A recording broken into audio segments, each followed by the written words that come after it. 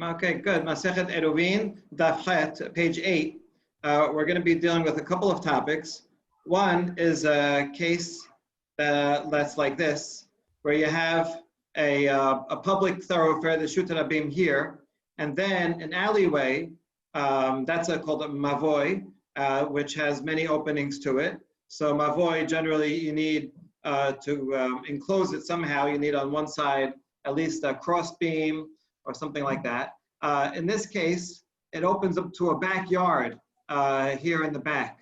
And so this is an interesting case. Do we consider it kind of all the way open? In which case you'd need a full surata petach, meaning a whole frame with three sides to enclose it? Or do you consider the backyard a private domain and separate, and this is considered almost like as if it's a wall? I mean, there is an opening here, but an opening in a backyard could still be considered enclosed if there's, if it's small enough, less than 10 amot.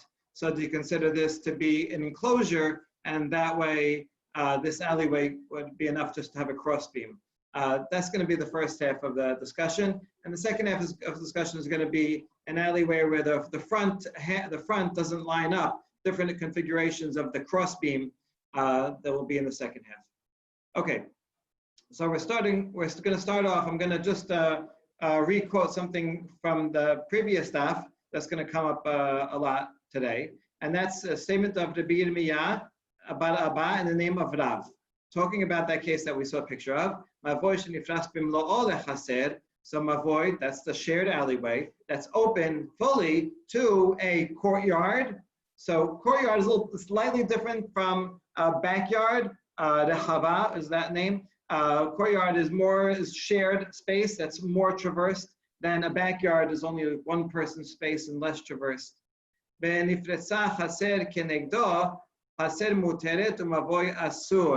that chaser itself is open to another public domain. If this backyard was closed, then certainly we would consider this alleyway to be closed. But since this backyard is itself open, so then what? So Rav here says that you can carry within the courtyard, but not in the mavoy. Okay, that's what he said. On the page before that, we had a statement of Rav Yehuda, who was talking about this is talking about chaser, we're talking about a backyard, and he said it's okay, you don't need anything. So to reconcile, and we weren't sure if that was Rav or Shemuel, and the last thing that we had on the previous stuff was that you can reconcile the two statements are both according to Rav, even though one says it's only allowed in a backyard, which implies that a courtyard would be prohibited, and here he says in a courtyard it's okay to carry. We said one's talking about where you made an eruv, and one's talking about where you didn't make an eruv. So in a case like this, if you made an eruv, then this is all together in one, and then you can carry wherever you want. Whereas if you didn't make an eruv, then the alleyway would be separate from the backyard, and you would not be able to carry from one to the other. And so we resolved the whole situation according to Rav. Okay, that was all what we saw yesterday. Now, we're going to do in typical Talmudic fashion, we're going to make it more complicated than we need to. And we're going to say, I know we resolved the problem, but we resolved it too quickly. Let's go back before the resolution and see other ways that we could have applied, interpreted these cases. So that's what we are here. From that which we originally thought that these two statements, the one of Rav Yehuda and the one of Rav, are talking about in all cases, whether you made an eruv or whether you didn't make an eruv. It's all these cases where you have a mavoy connected to a courtyard or backyard that itself is open. Let's figure out what cases they might be talking about. If you did make an eruv, then why would one of the sages say it's prohibited to carry? And if you didn't make an eruv, why would anybody think that you can carry? So this is really an exercise. It's totally theoretical because we already have an answer that was satisfying. So we're thinking of cases that are these in-between cases that in which they would have a controversy about. Okay, so the case where there's no eruv, but still they would argue about it, is where it's seen from outside, but not from inside. I'll explain with a picture. In a case like this, where you have a larger courtyard and a skinny mavoi. Now, with the courtyard is considered Rishut HaYachid. It's surrounded with walls, and even though there's this empty space here, that's okay, as long as the space is less than 10 amot wide, about 15 feet, we consider it an opening, right? And every courtyard can have, every wall can have an opening, even if it doesn't have a top. It's considered opening. Because you can see this wall and you can see this wall, it's obvious to anyone in the courtyard that this is an opening in a wall, and therefore this is permitted. The problem is for someone in here, right? Let's say it's configured in such a way that you're standing in here. When you look, all you see is the opening, and you can't see the walls on the sides. So since all you see is the opening, your eye doesn't notice that this is an opening in a wall. You just think it's all open. And so in that case, even though there's no eruv, if you're standing over here, right, then it's fine. But if you're standing over here, technically you don't need an eruv because it's all connected, it's enclosed, but your eye doesn't notice it. And so this is the subject of the machloket, whether over here, because you don't notice it, is it prohibited to carry from here to here, or it doesn't matter, it's enclosed even though you can't see it, and therefore it's permitted. Okay, so we found the case for the first way. What about the other way? If you did make an eruv, how could you have a case where someone might say it's prohibited even though you did make an eruv in this type of case? Kami palge b'derav Yosef, d'amar Yosef, lo shenu ela kala la'imsa le'rehaba, aval kala l'seder haba asur. So you can have a case where, like this, where if you have that, let's say you have an alleyway here and a backyard here, but on one side, it's all one straight wall. So in this case, it would be prohibited because, see, the alleyway and the backyard are not so differentiated, right? You're just looking here, all you see straight wall, it just opens up a little bit. And so here would be, this you could say prohibited, and it would only be permitted according to Rav Yosef in a case like this, where the backyard opens on both sides. And there it's clear that the backyard is completely differentiated from the mavoi. And so this is a case where even though you made an aruv, still you may prohibit. One of the opinions could prohibit. Okay. Maraba, it says even this case that you said it's allowed when it's in the middle like this.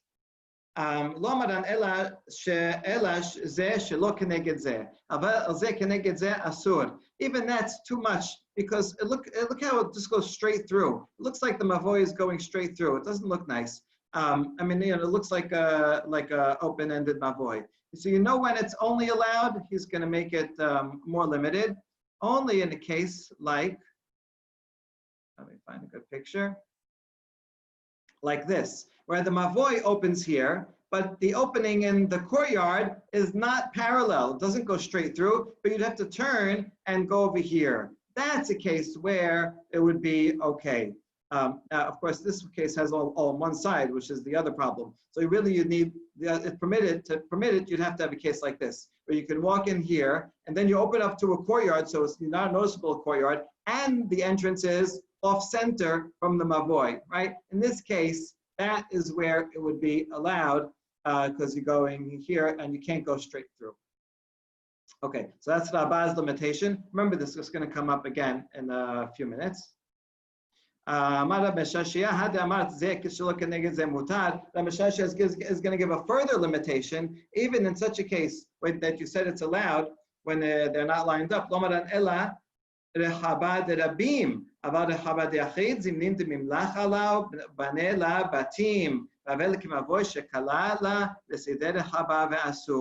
says it's only permitted if this courtyard, backyard, belongs to the public, to many people.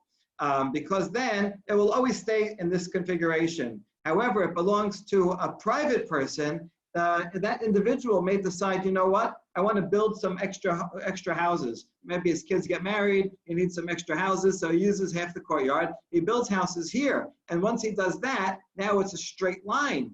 And so once it's a straight line, the courtyard is not so distinguishable from the mavoi, and that would be the problem for Rav Yosef. If it's a private individual, he would have the right to do that. If this belongs to the public, then you don't have to worry about anybody building it because it's used by many people, and so no one person would be able to build there. Okay, so now we ended up with 3 limitations on the permission in a situation like this. Okay, now we just mentioned a differentiation between public and private ownership, and so we're going to meditate on that for a few lines. When do we ever say that there's a distinction between a backyard that belongs to many and one that belongs to an individual? Well, we have such a case, and it's going to take like 4 paragraphs to unpack this case, but it's a very interesting one.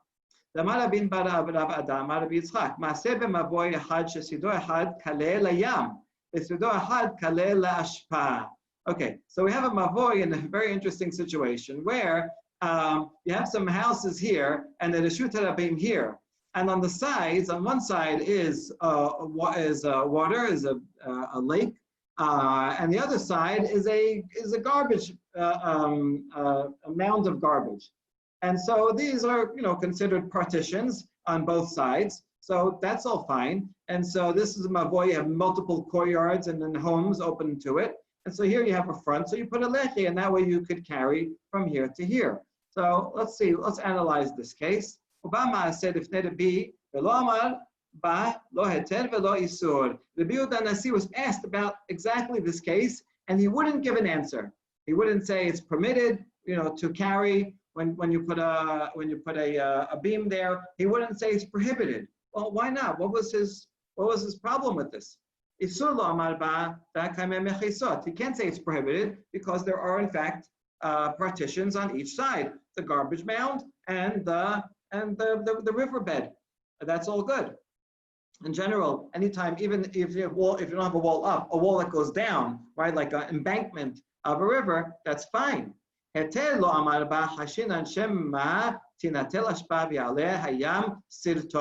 he couldn't say it's permitted because he's afraid that one day someone might clear away this garbage heap, right, and then use it. Or sand might wash up and extend this landmass further out, and then people will use that. So since these are not permanently there and may change, he didn't want to give permission. Although technically right now, if this is permitted, once you give permission, then people just remember that it's permitted, even though the situation changes, and they're not going to remember why, and they're not going to then once again prohibit it. So that's why he was very careful and didn't want to give permission in such a case. Okay, so that was his opinion. Okay, we did that. Now hold on. Are you really afraid that someone's going to come and take away that garbage? We have a Mishnah. We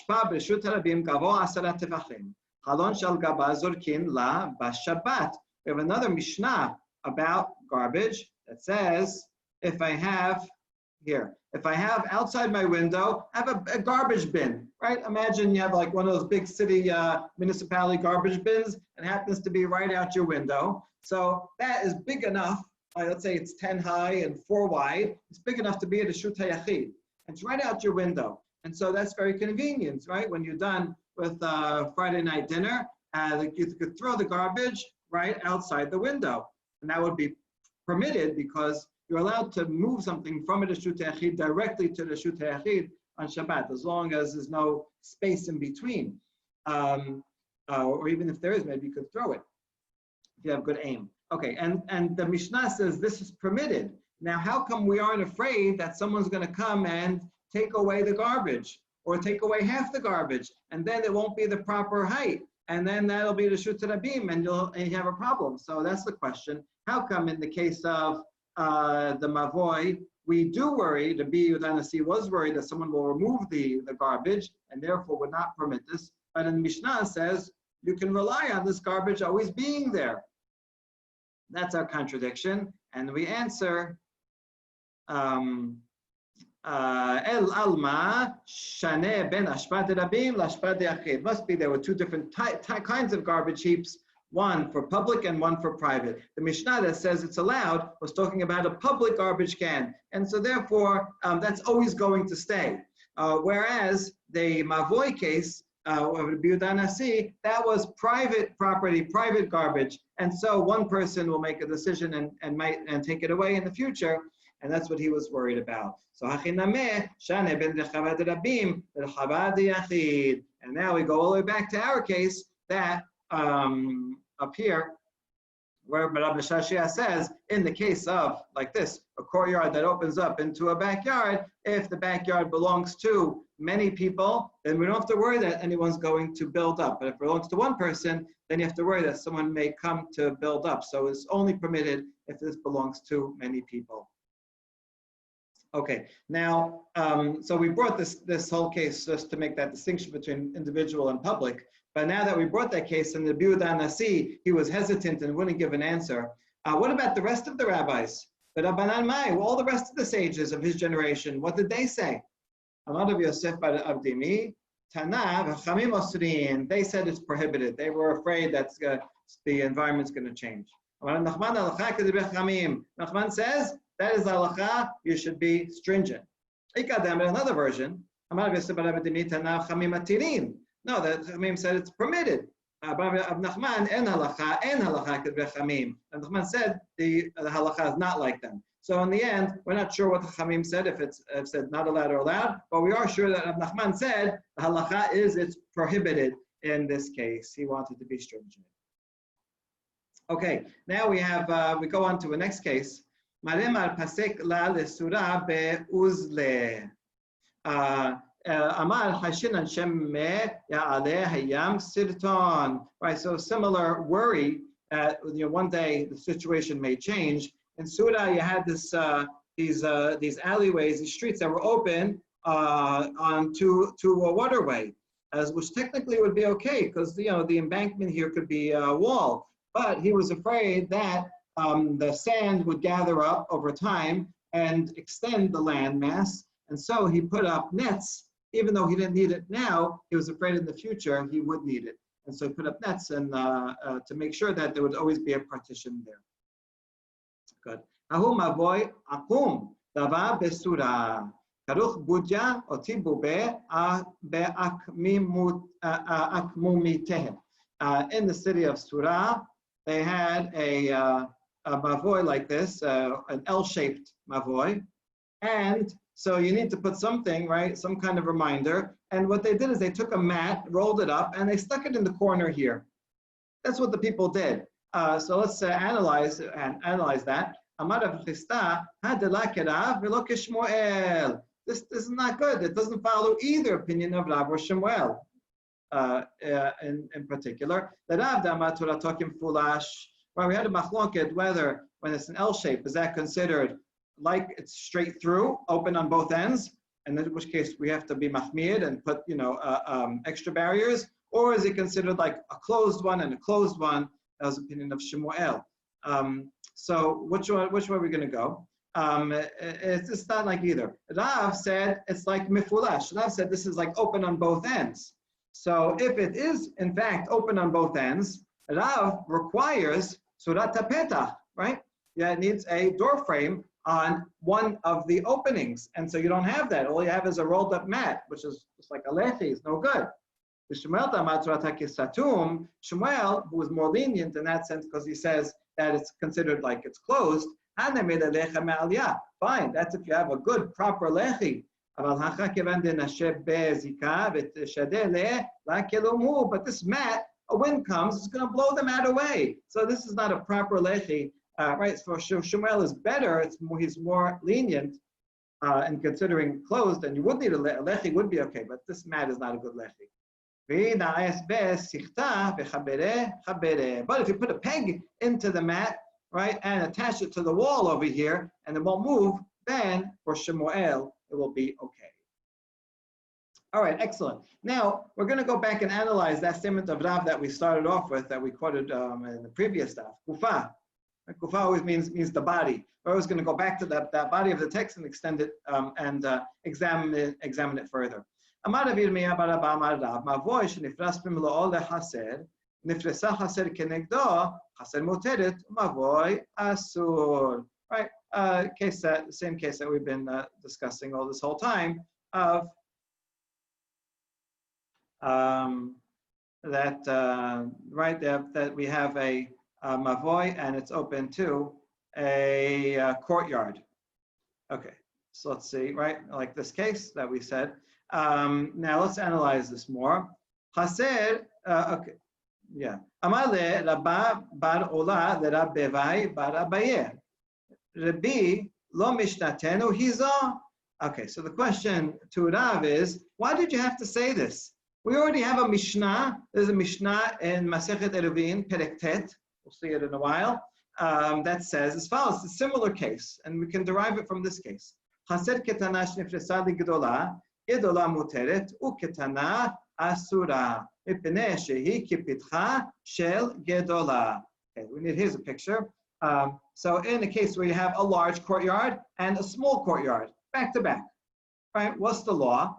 So you already know the principles by which you can figure this out. A large courtyard has walls all around, so you should be allowed to carry all around it, right? Now it has an opening here, but we already said if you have a wall and then an opening, less than 10 amot, and then another wall, then this is considered an opening, which is permitted. You can have an opening in a wall, right? And you can see that this is an opening. So this would be okay to carry in here. However, let's say you're in the small courtyard. What do you see from here? All you see is one full wall missing. So this is not an opening, it's a complete wall missing. So that's a problem. You are not allowed to carry in here. Okay, you got that? You see that case? So that's what the Mishnah says. Chaser ketana, a small one that opens up to a big one. The big one you're allowed to carry in because it's just it's fully, it's all enclosed except for a doorway, which is fine. And the small one is not allowed because it's missing a whole wall. Okay, so now this case here is very similar to the case of the mavoi, right? Because now imagine that this is like the mavoi that's small and it's opened up to this, so the mavoi would be prohibited, and the large courtyard, even if it has a hole on the other side, would be permitted. So see, it's a similar case, and the Mishnah already gives us the answer. So why does Rav have to tell us that you're allowed to carry in the chatzed, but not in the mavoi? Okay, so we're agreeing with Rav, we're just asking why it's redundant. We have it in the Mishnah already. Okay, an answer. Amale imehatam ave amina hanemelehecha dela kadarse barabim. If I had the Mishnah is only talking about a courtyard. A courtyard is a place where only a few people walk. So I would say only it's a few people walking, that's why it's allowed. But if I only had the Mishnah, I would say if this was a mavoi, right, a public alleyway where lots of people are walking through, I would say no, it's no good, there's too many people walking through. That's why Rav had to come and tell me that the same principle applies, even if it's not a courtyard and a courtyard, but a mavoi and a courtyard, still it's permitted, even though there's a lot of people walking through. Okay, that's a good, reasonable answer. Hold on, the Gemara says not so fast. We have a Tosefta that has a case just like yours. Chaser sherabim nichnasin la bazo, v'yosin la bazo, reshut harabim letum'ah, u'reshut hayachid la-shabbat. We have a courtyard where many people walk. That's exactly what you just said. And come in and out. It's considered a Reshut Rabim in terms of ritual impurity. But for what we need, for laws of Shabbat, it's considered a Reshut HaYachid. So there you go. Even though many people are walking in and out, doesn't matter, still considered Reshut HaYachid, and you can carry in it. So that's not a good, right? So Tosefta already covered that answer. So I don't need Rav to teach me that's permitted to carry in such a case. The Gemara answers, if I had only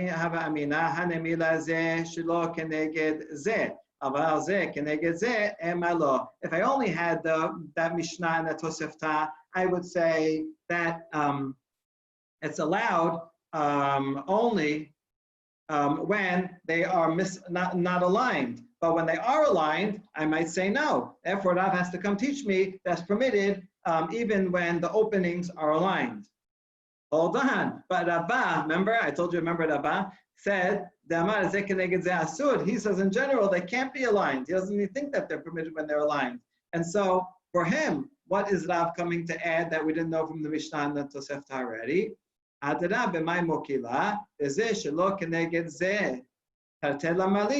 he already said that it's talking about a case where it's misaligned. So what do I need to, both the Mishnah Tosefta and Rav's statement? If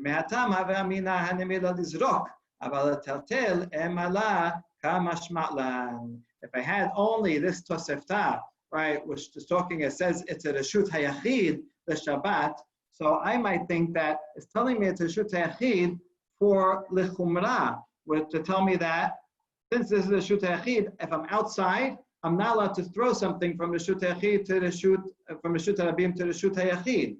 And that's why he's telling me that even though many people walk through it, I'm still not allowed to throw into it.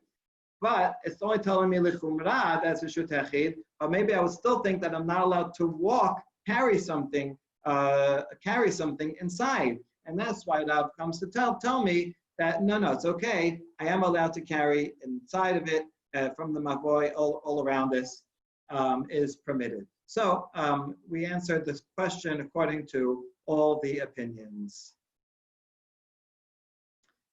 Okay, very good. All right, now we get to a couple of new cases. Itmar, mavoy asur kanadal. Let's say mavoy that's like a nadal as a centipede, just like this. Nice picture. If you want to see one of these in real life, you can come over. I have them all over my house. Luckily, they're pretty slow. But okay, you have a mavoy in this configuration. Let's see a picture.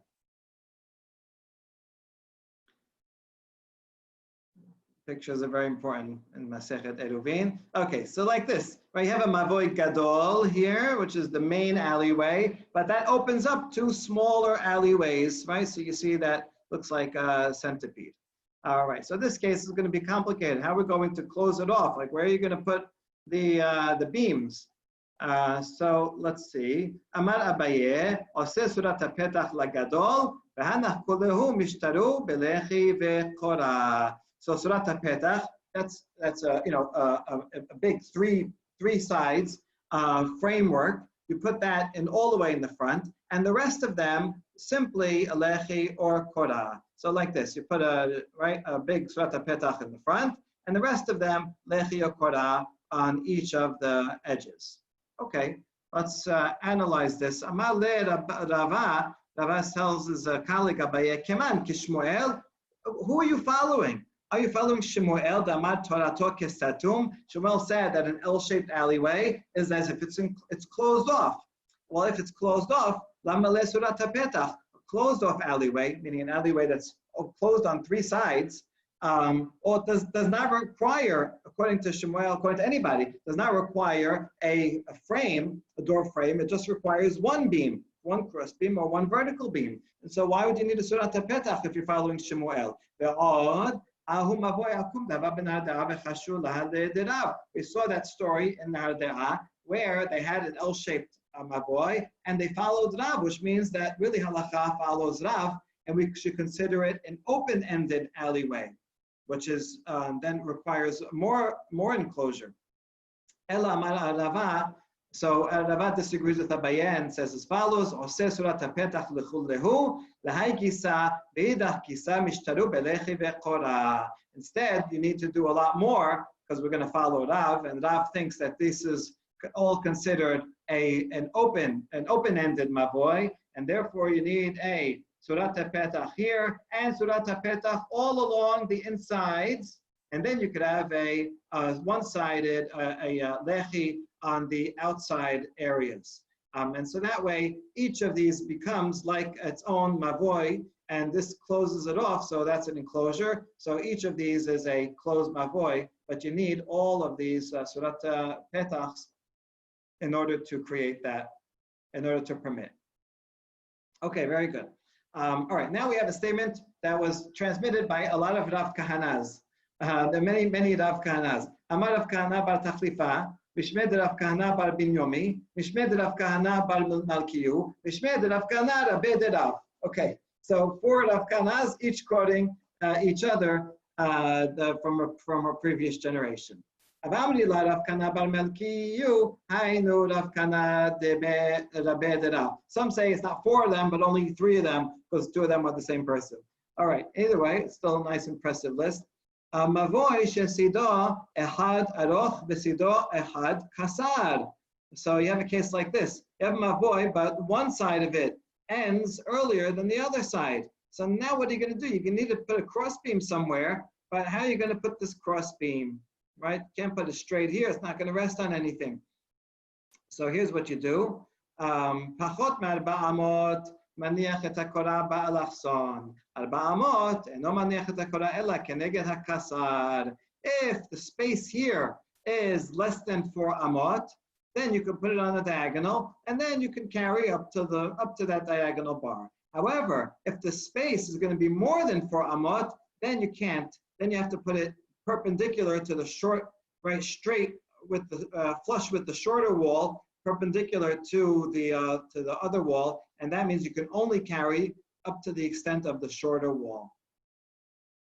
Okay, that's the first opinion. Rava Amar, Ehad ze ve'ehad ze eno maniach et hakora ela keneged hakasar. Says no, it doesn't matter how big the space is. It always has to. You could only carry up to the shorter wall. Always has to be straight. You can't have a diagonal kora.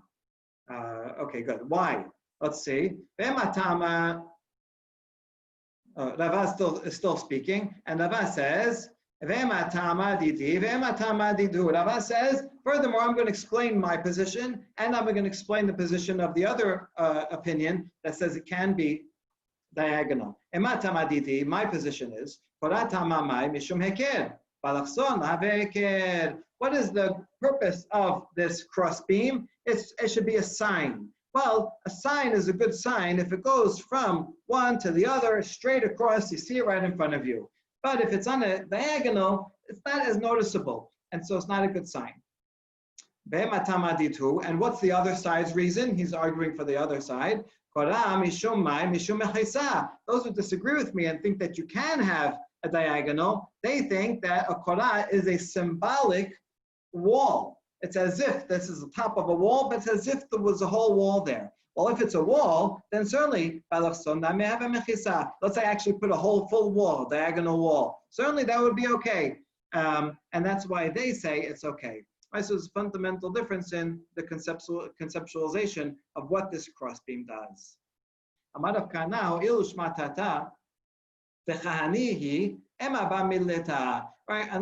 the famous Rav Kahana says, oh, since all this tradition was passed on by many Rav Kahanas, I feel attached to it. So I want to explain something also and add to the tradition. If the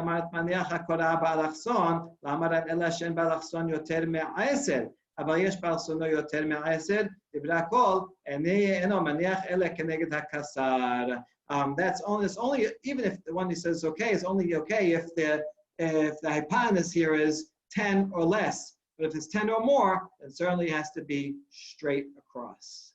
Okay, last question of the day is going to be, how about directly under the korah? Let's say the korah is a foot wide. Can you carry under that foot? We saw this discussion already, but here it's a little more fleshed out.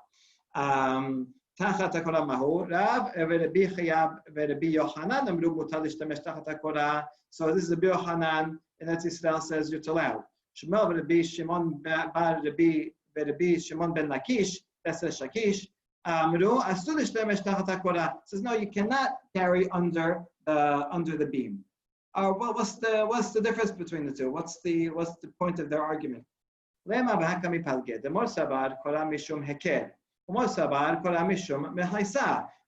the one who permits says permits carrying under here, thinks it's a sign. So since it's just a sign, I can carry the whole way under. Right? I mean, I see it wherever I am.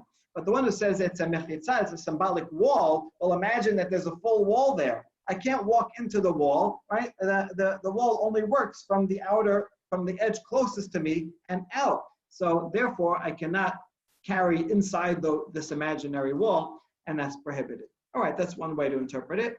Or another way, right? We want to try to analyze it even within both of this either way of this distinction. Let's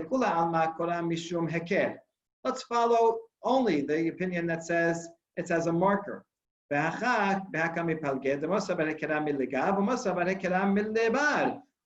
a marker for which way? If you say it's a marker for those that are walk inside to know that they should not carry from inside to outside, then it would be prohibited from carrying under here because the marker has to start from here. However, However, if it's a marker for those outside who are carrying in, then the marker is on the outer edge. But that means the people inside would be able to carry under the width of the mavoi. Okay, so that's on the second possible explanation. Third one. Let's all assume, in fact, that it is a symbolic wall.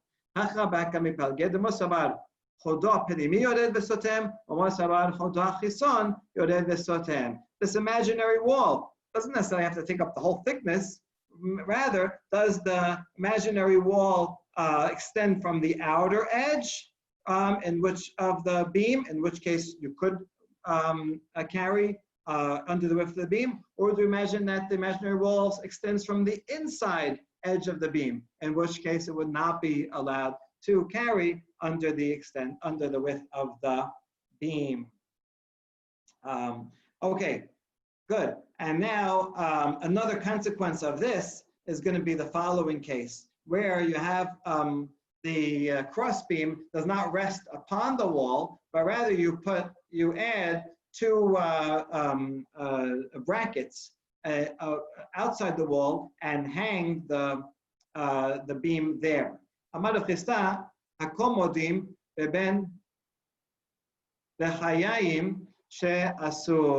Everyone agrees. Oh wait, sorry. Before we get to that case, everyone agrees that regarding side posts, not a beam, but if I put a side post or here or here, everybody agrees that I cannot carry along the width of that side post because the side post is considered an imaginary partition, like a wall, and so that would be prohibited.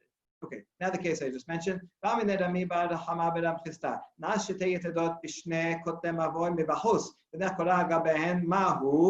about this case where I place the beam on top of pegs that are put into the wall, but it's not resting on top of the wall? It's a nice paradox. According to the one who permits, in other words, according to the one who permits carrying under the width of a regular beam, so if you permit carrying under the width of the regular beam, that means you think that the main part of the beam is the outer edge of the beam, closer to the shutara beam. And so therefore, in this case, if the main thing that I need is the outer edge is far away, a few inches away from the wall. So then this whole thing would be prohibited. But according to the one who in the previous case said, I'm not allowed to carry under the width of the beam, in which case he thinks, right, that means he thinks that it's the inner edge of the beam that is the most important. That's where the demarcation line is. Well, in this case, since the inner edge of the beam is flush against the walls, so that person would permit in such a case. So you have a nice paradox, right? That the one who permits in one case permits in the other, and vice versa. Good. Rava Amar לדברי האוסר נמי אסור, ואין קורא על גבי מבוי ולקה. Rava disagrees and says, no, this is no good anytime. The cross beam always has to be on top of the walls of the mavoi, and here it's not on top, and so don't give me all of your fancy footwork and the inside and outside edges. It just doesn't work. Everything has to be right where it has to be, right on top. And this case we'll discuss a little bit more tomorrow.